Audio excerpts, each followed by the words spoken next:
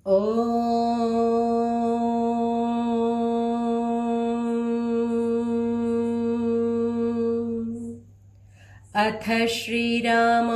पठनोपक्रमेण सन्धेयाः श्लोकाः।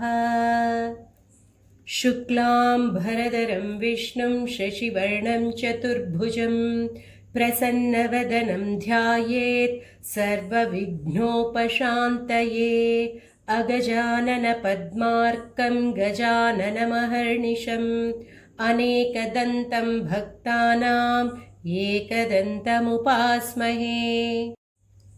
वागीशाद्याः सुमनसः सर्वार्थानाम् उपक्रमे यन्नत्वा कृतकृत्याः स्युः तन्नमामि गजाननम्। शारदा शारदाम्भोजवदना वदनाम्बुजे सर्वदा सर्वदास्माकं सन्निधिः सन्निधिं क्रियात्। या कुन्देन्दुतुषारहारधवला या शुभ्रवस्त्रावृता या वीणावरदण्डमण्डितकरा या श्वेतपद्मासना या ब्रह्माच्युतशङ्करप्रभृतिभिर्देवैः सदा पूजिता सा मां पातु सरस्वती भगवती निःशेषजाड्यापः। दोर्भिर्युक्ता चतुर्भिः स्फटिकमणिमयीम् अक्षमालां दधाना हस्तैनैकेन पद्मं सितमपि च शुकं पुस्तकं चापरेण भासा कुन्देन्दुशङ्खस्फटिकमणिनिभा भासमाना समाना सा मे वाग्देवतेयं निवसतु वदने सर्वदा सुप्रसन्ना। कूजन्तं राम रामेति मधुरं मधुराक्षरम् आरुह्य कविताशाखां वन्दे वाल्मीकिकोकिलम्। वाल्मीकिर्मुनिसिंहस्य कवितावनचारिणः शृण्वन् रामकथानादं को न याति पराङ्गतिम्। यः पिबन् सततं रामचरितामृतसागरम् अतृप्तस्तं मुनिं वन्दे प्राचेतसमकल्मषम्। गोष्पदीकृतवाराशिं मशकीकृतराक्षसं रामायणमहामाला रत्नं वन्दे नीलात्मजम्। अञ्जनानन्दं वीरं जानकीशोकनाशनं कपीशमक्षहन्तारं वन्दे लङ्काभयङ्करम्। उल्लङ्घ्य सिन्धोः सलिलं सलीलं यः शोकवह्निं जनकात्मजायाः आदाय तेनैव ददाह लङ्कां नमामि तं प्राञ्जलिराञ्जनेयम्। आञ्जनेयमतिपाटलाननं काञ्चनाद्रिकमनीयविग्रहम् पारिजाततरुमूलवासिनं भावयामि पवमाननन्दनम्।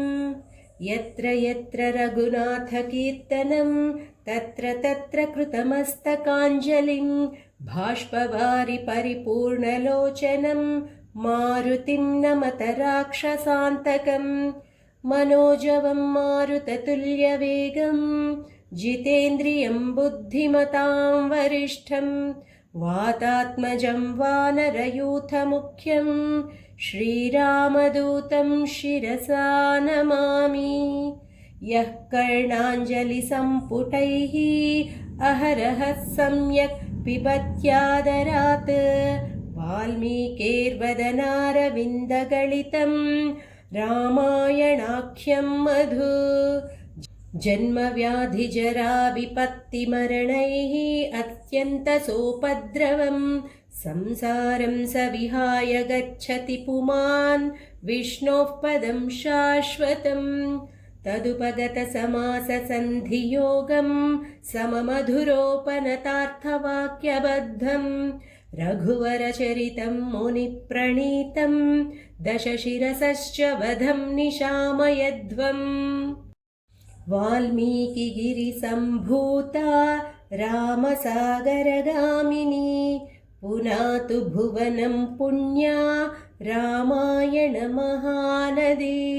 श्लोकसारसमाकीर्णं सर्गकल्लोलसङ्कुलं काण्डग्राहमहामीनं वन्दे रामायणार्णवम् वेदवेद्ये परे पुंसि जाते दशरथात्मजे वेदः प्राचेतसादासीत् साक्षाद् रामायणात्मना वैदेही सहितं सुरद्रुमतले हेमै महामण्डपे मध्ये पुष्पकमासने मणिमये वीरासने सुस्थितम् अग्रे वाचयति प्रभञ्जनसुते तत्त्वं मुनिभ्यः परम् व्याख्यान्तं भरतादिभिः परिवृतं रामं भजे श्यामलम् वामे भूमिसुता पुरश्च हनुमान् पश्चात् सुमित्रासुतः शत्रुघ्नो भरतश्च पार्श्वदळयो वायव्यादिकोणेषु च